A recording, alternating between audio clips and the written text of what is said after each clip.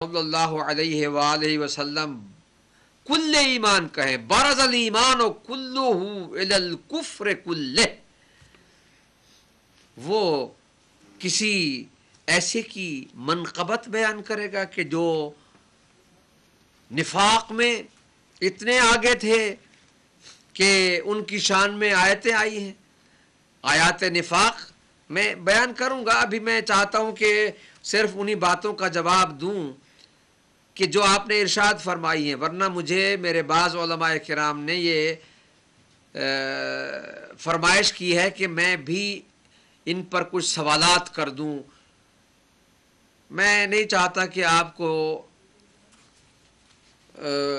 بغیر جواب کے بے جواب ہو جائیں گے، آپ لاجواب ہونے کی اس ذلت سے بچانے کے لیے میں ابھی وہ سوالات نہیں کرتا ہوں. صرف ابھی آپ کو میں شرمندگی کے ایک احساس دلانے کے لیے کہ ذرا شرمندہ ہوں اپنے بیانات میں کہ جو آپ فرما رہے ہیں کہ مولا نے منقبت پیش کی تھی، مولا نے منقصت کی تھی.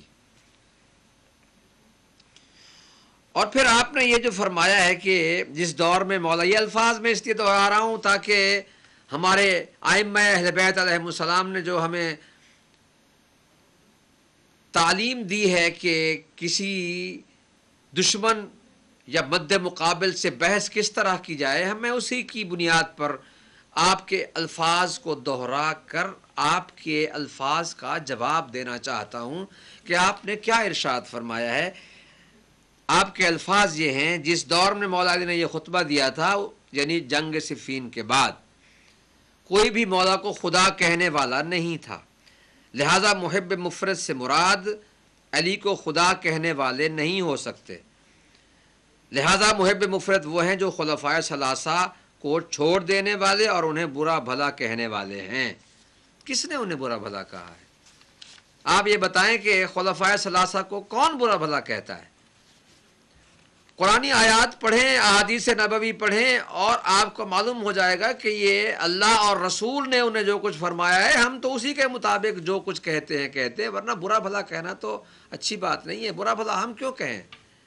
ہم کسی بھی برے کو برا نہیں کہتے، وہ اپنے مقام پر ہیں.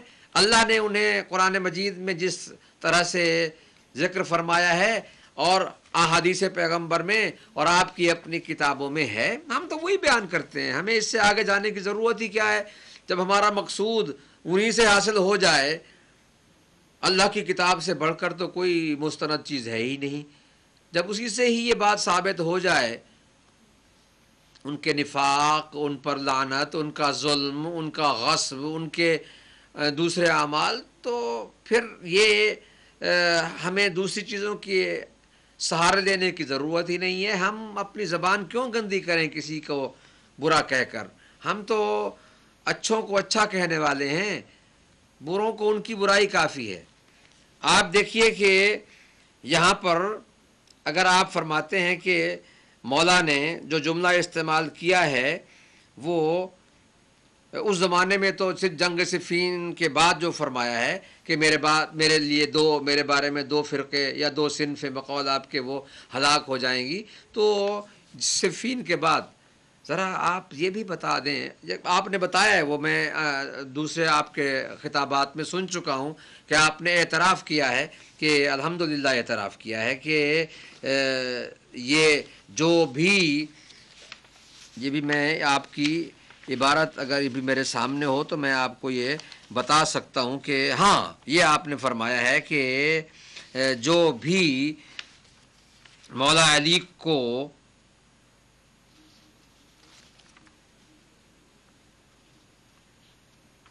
ہاں، آپ نے فرمایا کہ خلافت مرتضوی کے دور میں جو جنگ صفین اور دیگر جنگ ہوئی، اس میں اگر کوئی مولا علی کو، عبارت ذرا سنیے آپ اپنے الفاظ میں، اگر کوئی مولا علی کو حق پر نہ جانے اور سمت مخالف کو غلط نہ جانے تو وہ اہل سنت نہیں ہے، نہیں ہے، نہیں ہے. 3 دفعہ آپ نے دہرایا ہے. الحمدللہ کلمہ حق آپ کی زبان پر جاری ہوا کہ آپ اہل سنت نہیں ہیں، نہیں ہیں، نہیں ہیں، اس لیے کہ آپ فریق مخالف کو حق پر جانتے ہیں. اگر حق پر نہیں جانتے تو پھر رضی اللہ عنہ کس منہ سے کہتے ہیں؟ جو حق پر نہ ہو وہ رضی اللہ عنہ تو نہیں ہوتا نا. یا تو پھر یہ کہ آپ کے نزدیک جو بھی باطل پر ہے وہ بھی رضی اللہ عنہ ہے، جو حق پر ہے وہ بھی رضی اللہ عنہ ہے.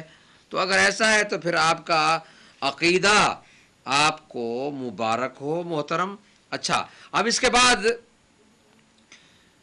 دیکھیے جنگ جمل و جنگ صفین میں آپ کے اقرار کے مطابق کہ جو مولا کے مقابل میں آئے وہ باطل پر تھے، غلطی پر تھے، اور ایسی غلطی نہیں تھی کہ جیسے کوئی راستہ بھول جائے، یا بعض حضرات کہتے ہیں جی اجتہادی غلطی تھی. بھائی جس غلطی نے اتنے مسلمان ہزاروں صحابیوں کو قتل کروایا ہے، قاتل ہے وہ جو علی کے مقابلے میں آیا ہے، وہ رضی اللہ عنہ ہے یا نہیں ہے، اس کا فیصلہ اب آپ خود کریں.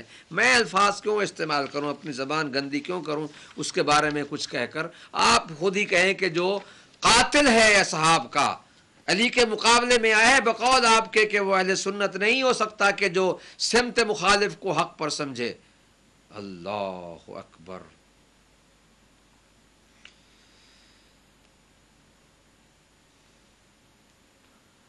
اور اب اس کے بعد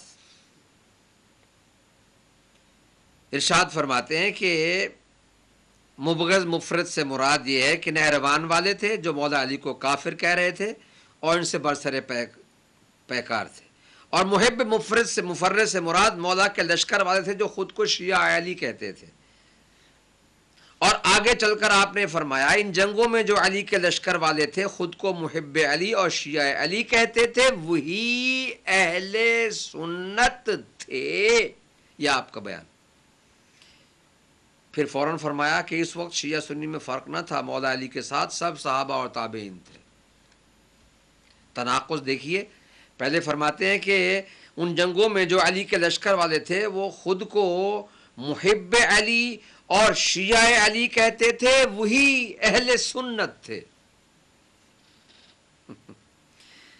میں کہتا ہوں کہ آپ نے واضح کر دیا ہے کہ مولا علی کے دور میں محبان علی اپنے آپ کو شیعہ کہتے تھے اور وہی اہل سنت تھے. پہلی بات تو یہ کہ آپ کا وہ الزام، بے بنیاد الزام کہ مذہب شیعہ کو عبداللہ ابن سبا نے ایجاد کیا ہے، یہ اسی بیان سے ہی اس کی نفی ہو جاتی ہے. مجھے اس بحث میں زیادہ اب جانے کی ضرورت نہیں رہے گی کیونکہ میں نہیں چاہتا کہ وقت ضائع کروں، اور اس میں آپ نے اپنے اسی بیان سے یہ میرا مسئلہ بڑے آسانی سے حل کر دیا کہ جو آپ کے بعض اکابرین یہ فرماتے ہیں جن میں آپ بھی شامل ہو گئے ہیں، جو پہلے نہیں تھے اب ہو گئے ہیں شامل. بقول ہمارے ایک مومن کے انہوں نے فون کر کے بتایا کہ وہ آپ کے بیان پر جو آپ نے مذہب شیعہ کے حق میں دیا تھا اس پر وہ شیعہ ہوئے اور کئی لوگوں کو شیعہ کیا، اور وہ آپ کے بیان پر تعجب کر رہے تھے کہ آپ کو اب کیا ہو گیا ہے. میں نے کہا آپ گھبرائیں نہیں، یہ سنت ہے جاریہ ان کی، یہ پلٹ جاتے ہیں اپنے پچھلے پاؤں بڑی جلدی جلدی. یہاں پر بھی یہی ہوا ہے کہ آپ کہتے ہیں کہ جو اس زمانے میں محب علی تھے وہی شیعہ علی تھے اور وہی کون تھے؟ اہل سنت تھے. تو پھر یہ بات ختم ہو گئی، پھر نہ کہیے گا کہ عبداللہ ابن سبا نے مذہب شیعہ کو ایجاد کیا ہے. اور دوسری بات یہ ہے کہ